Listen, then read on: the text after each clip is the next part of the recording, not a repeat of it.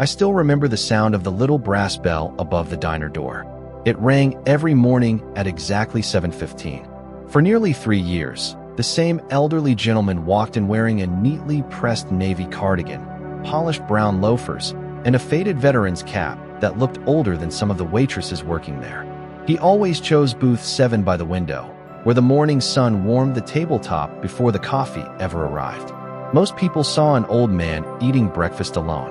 I saw someone who quietly carried loneliness with remarkable dignity. My name is Eleanor.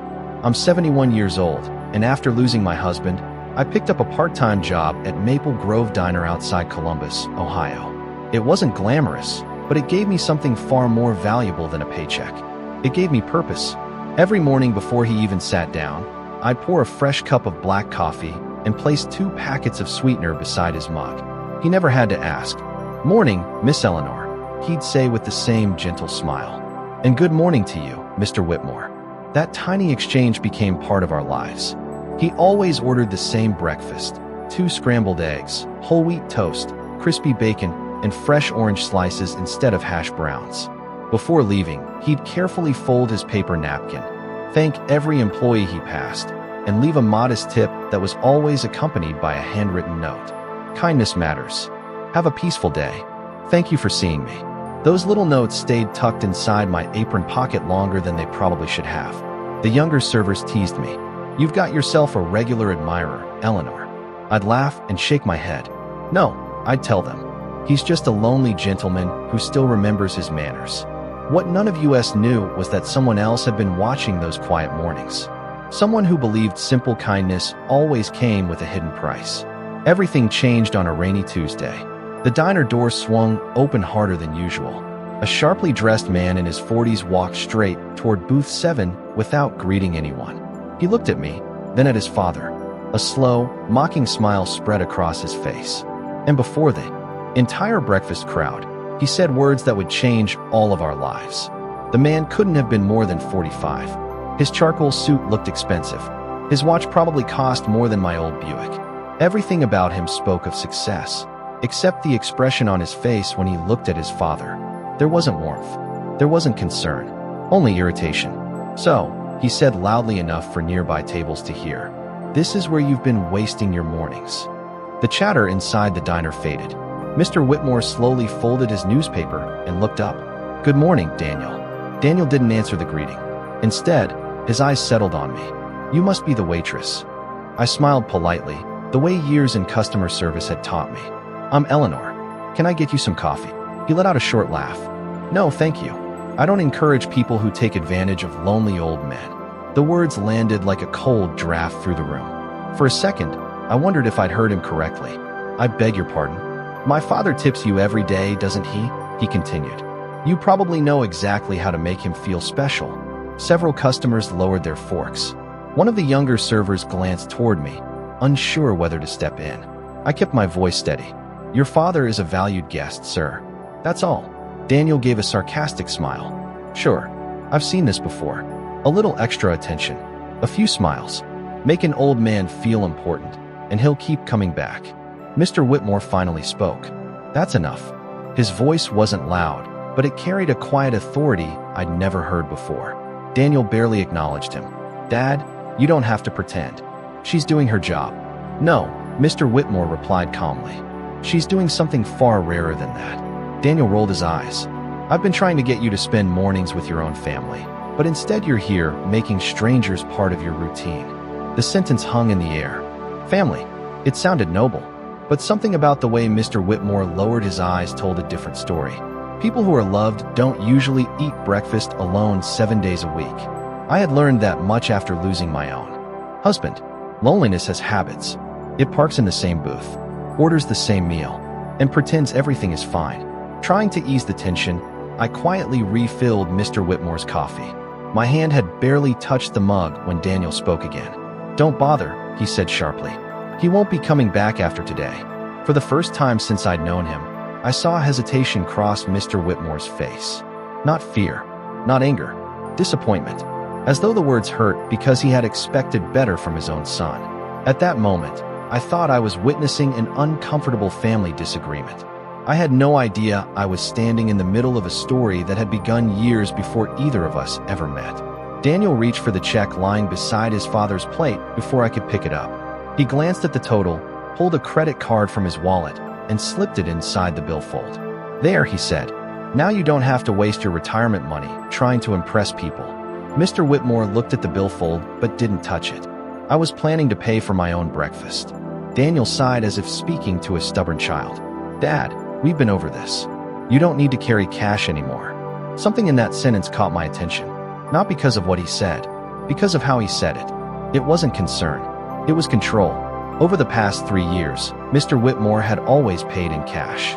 Crisp $20 bills folded neatly inside a worn leather wallet. He counted every dollar carefully, smiled, and insisted on leaving the tip himself. Today, he simply rested both hands on the table. "I still have my wallet," he said quietly. Daniel gave a thin smile. "Yes, but I manage everything now. It's easier that way." The words sounded reasonable.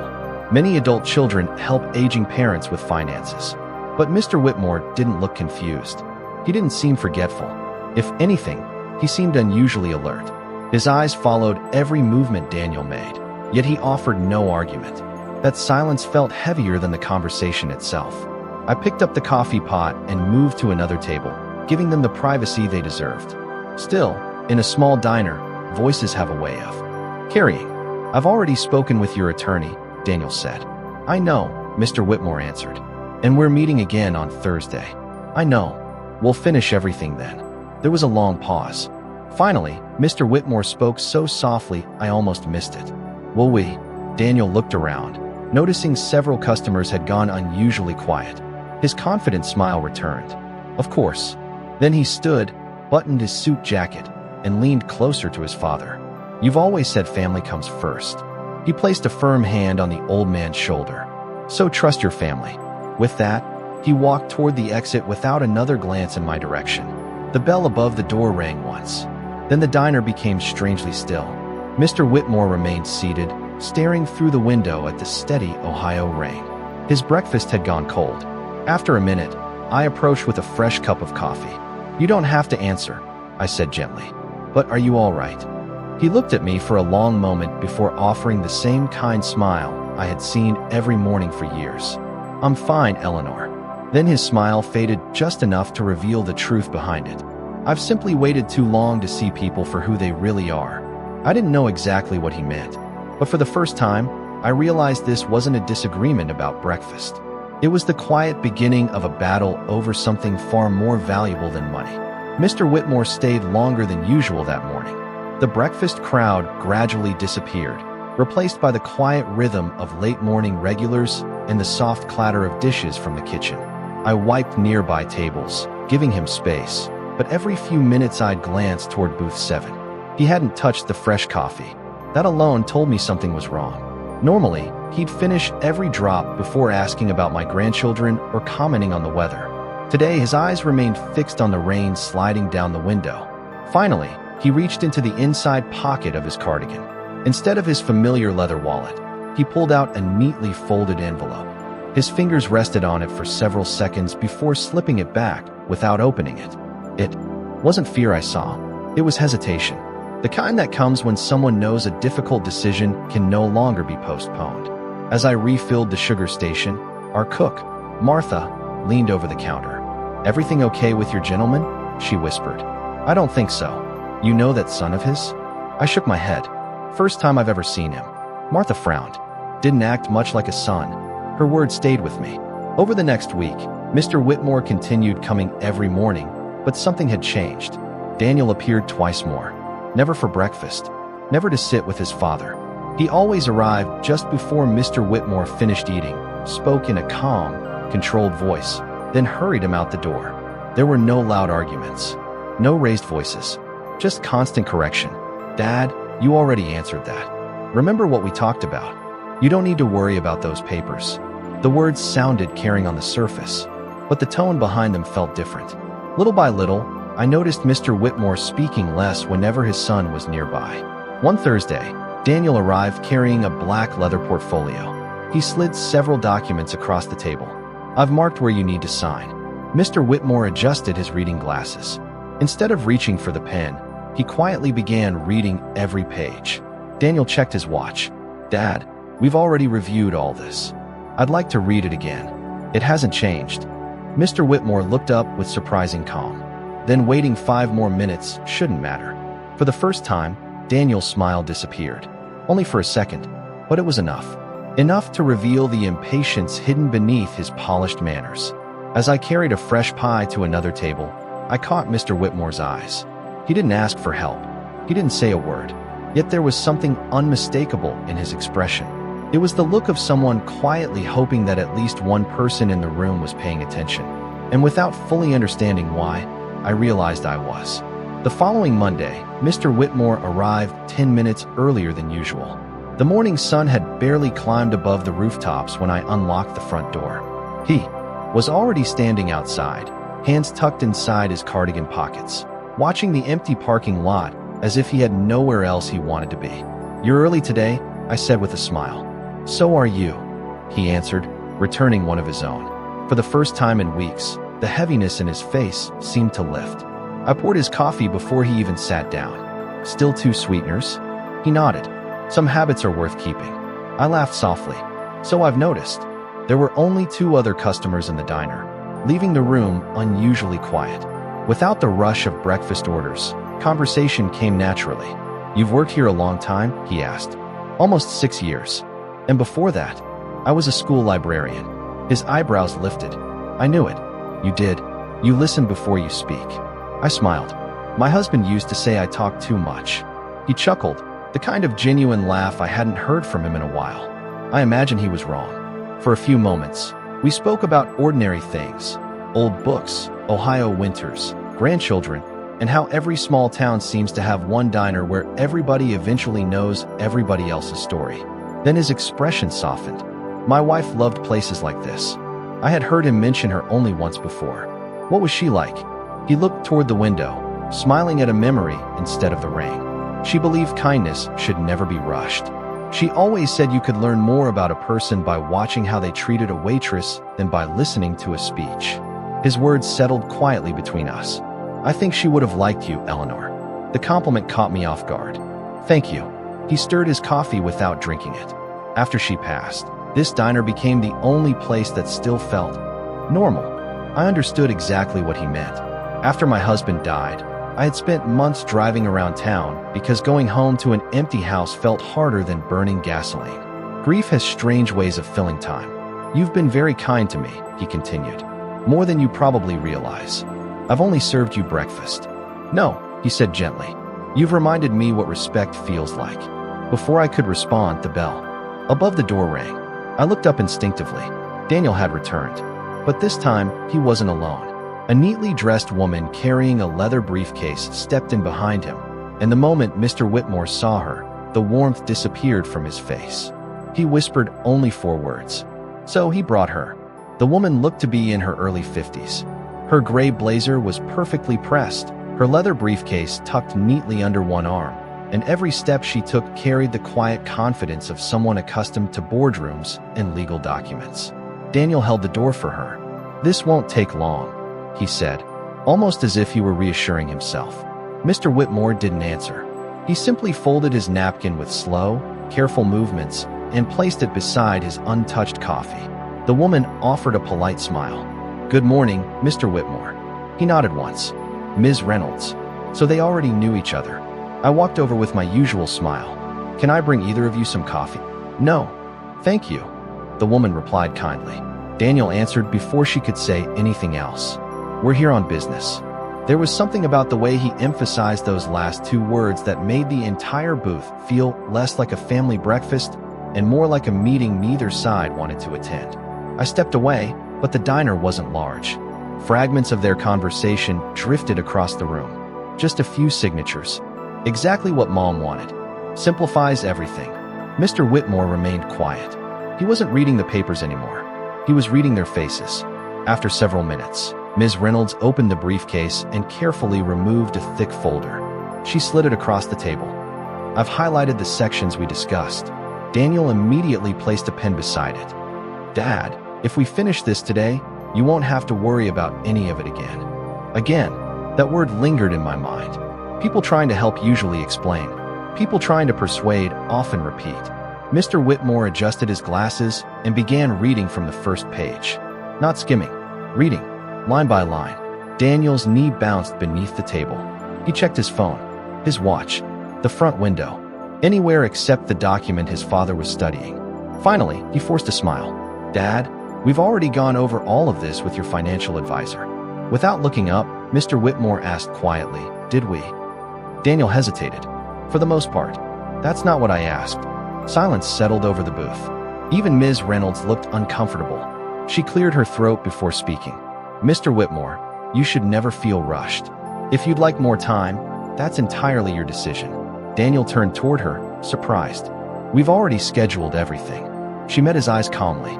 "My responsibility is to your father." For the first time since I'd met him, Daniel's polished confidence cracked. Only for a moment, but it was enough.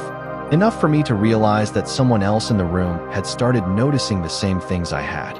Mr. Whitmore closed the folder without signing a single page. He placed both hands on it and looked directly at his son. "I believe we're finished for today." Daniel forced another smile, but this one never reached his eyes.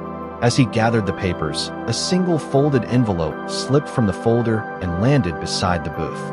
Neither Daniel nor Ms. Reynolds noticed. But I did, and so did Mr. Whitmore. Daniel stood first. "I'll call you tonight," he said, slipping the unsigned documents back into the leather portfolio. His tone sounded pleasant enough for anyone listening from another table. But after watching him for weeks, I had learned something. His kindness always appeared when other people were watching. Mr. Whitmore offered only a small nod. "We'll talk then." Daniel placed a hand on his father's shoulder again, giving it a gentle squeeze that looked affectionate from across the room. Up close, it felt different. Almost like a reminder. Almost like a warning. Then he and Ms. Reynolds walked toward the exit. The bell above the door chimed. Just before it closed behind them, I noticed the folded envelope still resting on the floor beside booth 7. Mr. Whitmore's eyes met mine for only a second. Then he looked down at the envelope. He didn't move. Neither did I.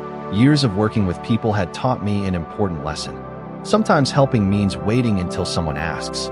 I carried a fresh pot of coffee to a nearby table, giving him the privacy to make the first move. A minute later, he quietly called my name. "Eleanor." I walked over. "I think something belongs to me." His voice was calm, but there was an unusual seriousness behind it. I bent down, picked up the envelope, and handed it to him without looking at the front. He accepted it with both hands. "Thank you." He slid it into the inside pocket of his cardigan almost immediately. Not into the folder on the table, not beside his napkin, into his own pocket. That tiny decision didn't seem accidental. He looked toward the front window to make sure Daniel's SUV had pulled away. Only then did he release a slow breath. "I suppose," he said with a faint smile, "some things have a way of staying where they're meant to." I smiled politely, unsure what he meant. "I hope everything works out." "So do I." His answer came quickly. Too quickly. As I cleared his plate, something else caught my attention.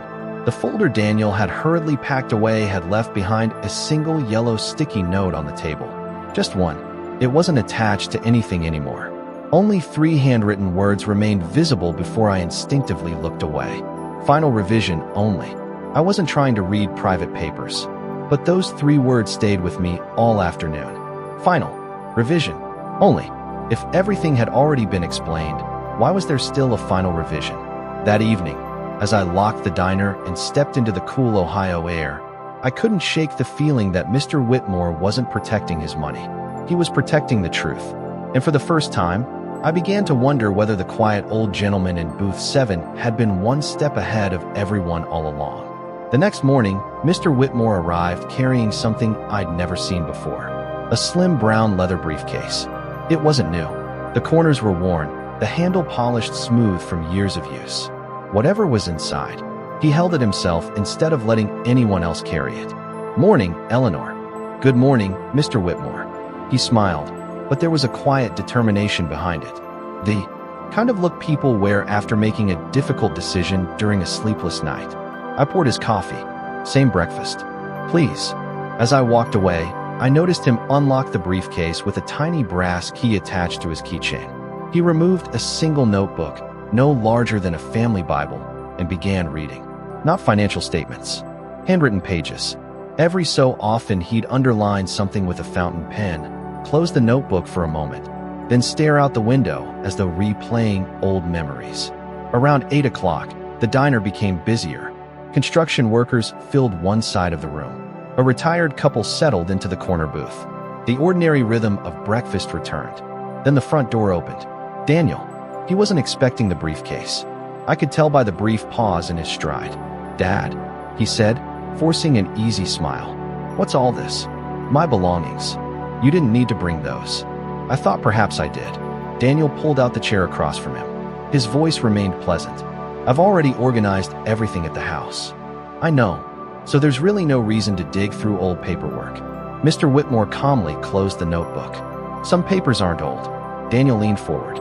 "They're only going to confuse you." There it was again. Not an order. Not an argument. A suggestion wrapped in concern. The kind that slowly convinces someone they can no longer trust their own judgment. Mr. Whitmore rested one hand on the notebook. "I've managed my affairs for more than 50 years. "I know, Dad. And I can still read." The words weren't sharp. They didn't need to be. For the first time, Daniel looked genuinely uncomfortable. Before he could answer, another familiar face stepped through the diner door. Ms. Reynolds. This time, she wasn't carrying the thick folder. Only a legal-sized envelope sealed with a blue tab. She greeted me with a warm smile before walking directly to booth 7. "Good morning, Mr. Whitmore." He stood to shake her hand. "Thank you for coming." Daniel frowned. "I didn't know we had another meeting." Mr. Whitmore looked calmly at his son. "We didn't." Ms. Reynolds placed the sealed envelope beside the coffee cup, but kept one hand resting on it. "I reviewed the documents you asked me to compare." Daniel's confident expression faded. "Compare?" She nodded. "Yes. There are differences." The diner suddenly felt much quieter. Mr. Whitmore didn't look surprised. He simply folded his hands together and asked the question that made Daniel's face lose all color. "Would you mind explaining exactly when those differences first appeared?" Ms. Reynolds didn't answer immediately. She opened the sealed envelope with deliberate care, removed 2 identical-looking documents, and placed them side by side on the table. From where I stood behind the counter, they appeared almost impossible to tell apart. Almost. Daniel leaned forward. "Dad, what is this supposed to prove?" Mr. Whitmore remained calm. "I asked Ms. Reynolds to compare the copy you brought me with the original that has been in my safe deposit box." Daniel gave a short laugh. "So that's what this is about?" "No," Mr. Whitmore replied evenly. "This is about certainty." The attorney adjusted her glasses. At first glance, both documents appear nearly identical. Daniel crossed his arms. "Exactly," she continued before he could say another word. "However, several clauses are not the same." The smile disappeared from his face. "There are changes regarding financial authority, property management, and long-term control of Mr. Whitmore's estate." The words weren't dramatic. They didn't need to be.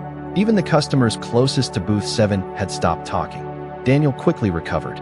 "I'm sure that's just an updated draft." Ms. Reynolds looked directly at him. "That's what I wanted to determine."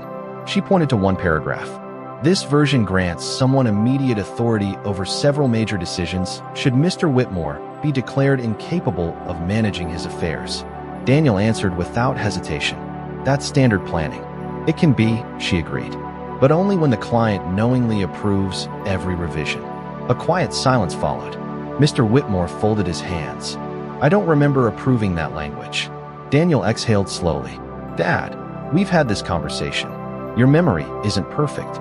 For the first time, something inside me tightened. It wasn't what Daniel said. It was how naturally he said it. Not accusing, not angry, just enough doubt to make anyone listening question an older man's confidence. I suddenly understood why Mr. Whitmore had seemed so careful every time papers appeared. He wasn't afraid of forgetting. He was afraid of no longer being believed. Ms. Reynolds closed one folder. "I asked Mr. Whitmore several questions before coming here this morning." Daniel frowned. "What kind of questions?" "Dates, financial records, family history, previous legal meetings." "And?" He answered every one correctly. Daniel forced another smile. "That doesn't prove anything." "No," she said calmly, "but it tells me he understands exactly why we're having this conversation." Mr. Whitmore finally looked up at his son. There was sadness in his eyes. Not triumph, not anger, just the quiet disappointment of a father recognizing how far his own child had drifted. "I spent your entire childhood teaching you that trust takes years to build," he said softly, "and only one decision to lose." Daniel opened his mouth to respond, but no words came. Then Mr. Whitmore reached into the worn leather briefcase beside his chair. He carefully removed a small digital voice recorder and placed it on the table. "I believe," he said, meeting his son's eyes without raising his voice, "it's time we all listen to a conversation you never expected anyone else to hear." Mr. Whitmore rested one finger on the small recorder, but didn't press the button right away. The entire diner seemed to hold its breath.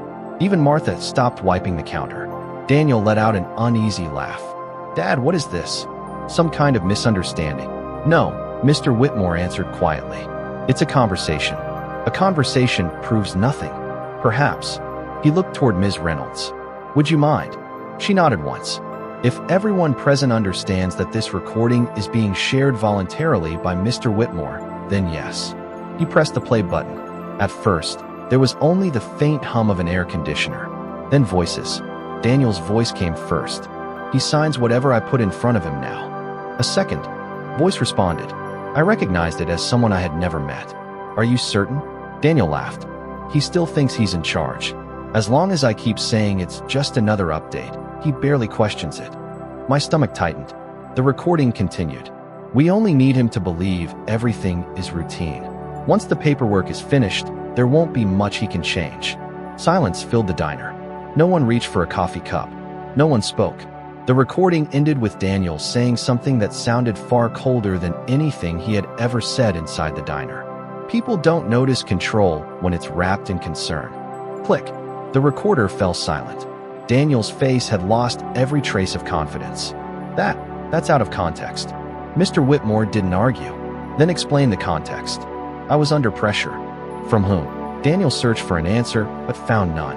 Ms. Reynolds slowly folded her hands. "When Mr. Whitmore first contacted me, he wasn't asking me to rewrite his estate plan." She paused.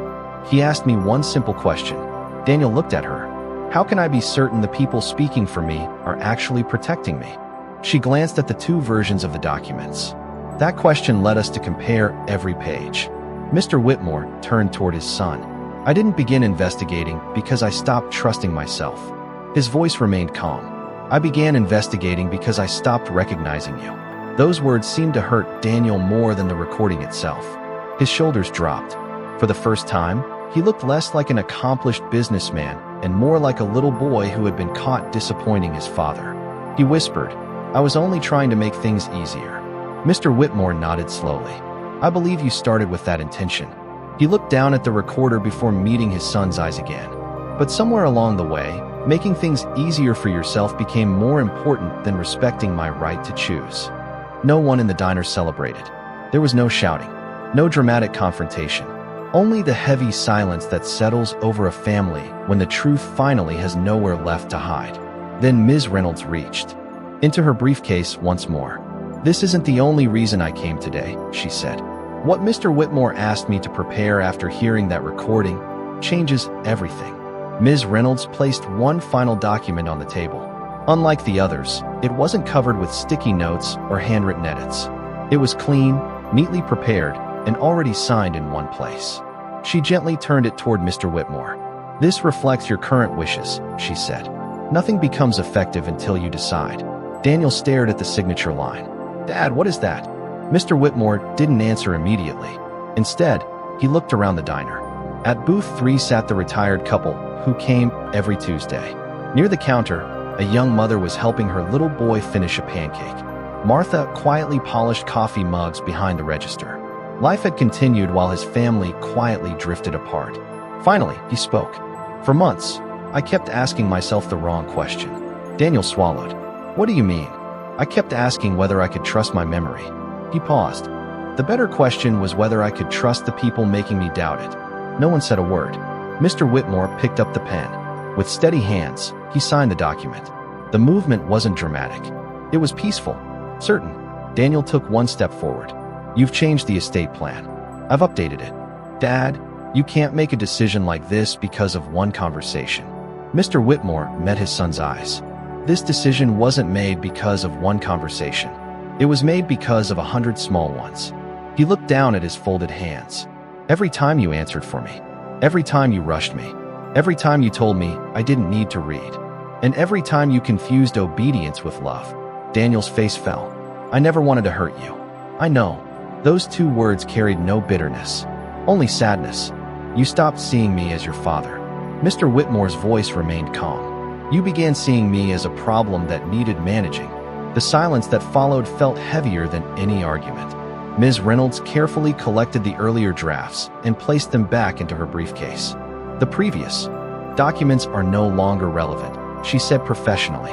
This signed version supersedes them. Daniel looked as though he wanted to object. Instead, he slowly lowered himself into the chair across from his father. For the first time since walking into the diner days earlier, he wasn't trying to persuade anyone. He simply looked tired. Mr. Whitmore reached into his cardigan pocket and pulled out one of the small handwritten cards he usually left with his tip. He placed it beside Daniel's hand.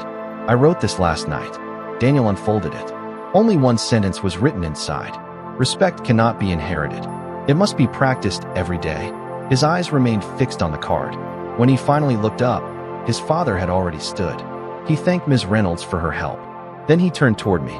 Eleanor, he said with a warm smile. Thank you for reminding me that genuine kindness asks for nothing in return. Before I could answer, he picked up his worn leather briefcase.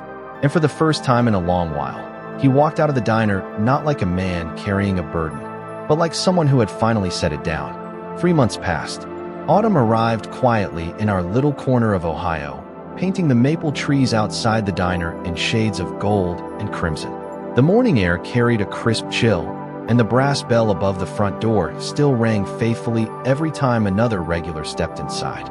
Some things never change. Booth 7 was still there. So was the fresh pot of coffee waiting every morning. But one thing was different. Mr. Whitmore no longer walked through the door looking over his shoulder.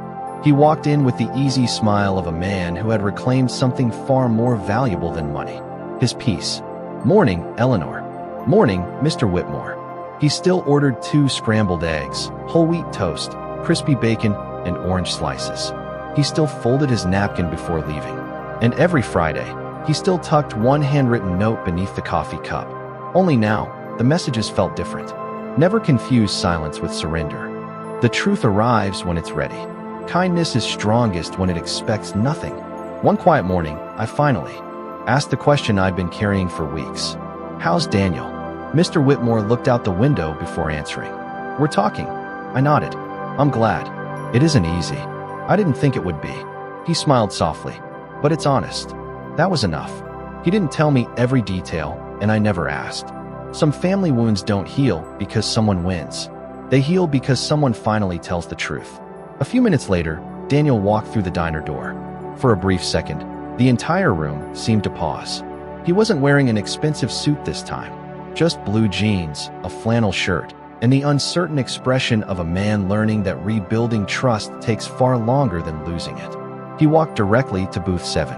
Dad, Mr. Whitmore looked up. Good morning, son. Daniel glanced toward me. Ms. Eleanor. His voice was quieter than I'd ever heard it. I owe you an apology. You never deserved the things I assumed about you. I smiled gently. We all make mistakes. He shook his head. Some matter more than others. There was no dramatic embrace. No perfect ending. Only an empty chair. Daniel pulled it out and sat beside his father instead of across from him. For the first time, they shared breakfast together. Not because everything had been fixed, because both of them had finally chosen to begin. As they talked, I poured 2 fresh cups of coffee and quietly stepped away. Some moments don't need an audience. They only need a chance. Before leaving, Mr. Whitmore placed his usual tip beneath the check. Inside was one final handwritten note. The greatest inheritance we leave our children isn't wealth. It's the example of how to treat another human being. I still keep that card tucked inside my apron. Because every morning, when the bell above the diner door rings, it reminds me of something I'll never forget. Sometimes the smallest act of kindness doesn't change a stranger's day. Sometimes, it helps save an entire family.